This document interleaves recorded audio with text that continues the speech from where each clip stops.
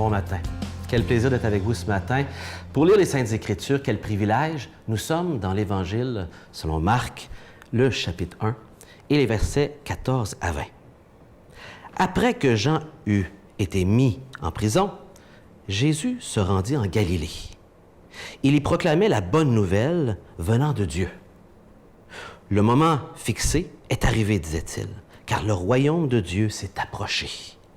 Changez de comportement et croyez la bonne nouvelle. Jésus marchait le long du lac de Galilée lorsqu'il vit deux pécheurs, Simon, évidemment qu'on connaît comme Pierre, et son frère André, qui pêchaient en jetant un filet dans le lac. Jésus leur dit, « Venez avec moi et je ferai de vous des pêcheurs d'hommes. » On ne peut pas s'empêcher de voir ici la correspondance du travail qu'ils avaient de pêcheurs et qui, maintenant, Jésus veut les recycler de leur métier pour devenir des pêcheurs d'hommes. Aussitôt, quelle belle réaction, ils laissèrent leur filet et le suivirent. Jésus avança un peu plus loin et vit Jacques et son frère Jean, donc un autre fratrie. Ils étaient fils de Zébédée. Ils étaient dans leur barque et ils réparèrent leur filet. Aussitôt, Jésus les appela et laissèrent leur père Zébédée dans la barque avec les ouvriers et allèrent avec Jésus.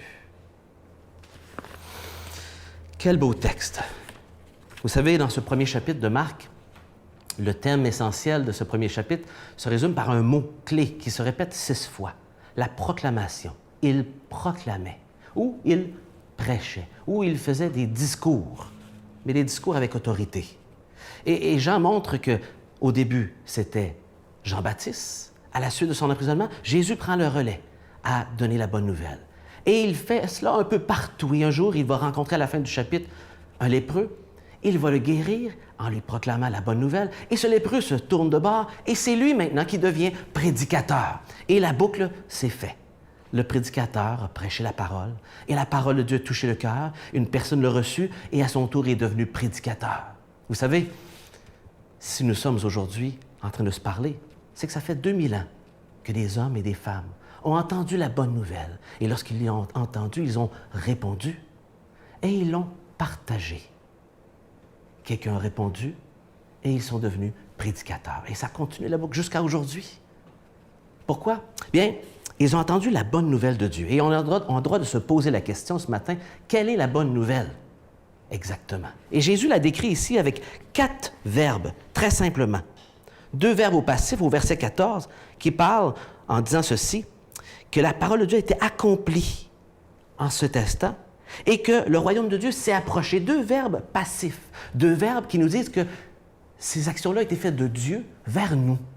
L'action gracieuse de Dieu, sachant que l'homme ne peut pas aller vers Dieu de lui-même, étant pécheur, séparé de Dieu, enclin à ses désirs, Dieu prend la peine de venir vers nous. Il accomplit ses promesses qui étaient là depuis tant d'années par les prophètes de l'Ancien Testament et il s'approche le royaume de Dieu. Et c'est Jésus, ce royaume de Dieu. C'est Jésus. Mais non seulement l'action gracieuse, c'est là que ça commence, mais ensuite 2 verbes à l'impératif qui nous donnent maintenant la responsabilité humaine devant la gracieuse action de Dieu envers nous. Celle de « convertissez-vous » ou « changez de comportement ». Et ensuite, « croyez en l'Évangile ». Il y a une nouvelle, elle est bonne, c'est Dieu qui vient vers nous. Maintenant, il faut changer de comportement, c'est la manière d'y répondre, et y croire. Et donc, il y a une responsabilité humaine devant l'invitation et l'action gracieuse de Dieu envers nous. Nous avons des verbes à l'impératif que Dieu nous donne pour dire, tu as aussi une responsabilité. Et ne rien faire, l'indifférence, c'est une décision. C'est une décision de rejeter. On ne peut pas rester passif. On doit prendre une décision. Il y a une offre qui est faite. Jésus vient vers nous. Le Fils de Dieu s'incarne en homme, devient notre frère pour nous accorder un sacrifice pour enlever nos péchés. Nous, on ne pouvait pas faire ça, mais lui pouvait le faire. Et voilà la bonne nouvelle. Et ces hommes, ils répondent et vont devenir eux-mêmes pêcheurs d'hommes. Mais ils répondent de cette façon. Il dit, « Venez à ma suite. Suivez-moi, derrière moi. » Suivre Jésus, ce n'est pas d'être à côté de lui ou avant lui, mais derrière lui, de marcher avec lui qui nous donne la direction. Ce n'est pas quelque chose qui vient de notre part. Il dit, je vous ferai pêcheurs d'hommes. C'est quelque chose que Dieu fait en nous. Une transformation qui n'est pas de notre ressort, mais des forces de Dieu. Pourquoi ne pas répondre ce matin à cette invitation, à cette bonne nouvelle dont Jésus vous dit ceci, changez de comportement, je suis là pour vous aider, et placez votre foi en moi. Croyez en moi, tout simplement. Pourquoi ne pas répondre ce matin? Ne reportez pas demain. Que le Seigneur vous garde et qu'il vous accompagne. Bonne journée.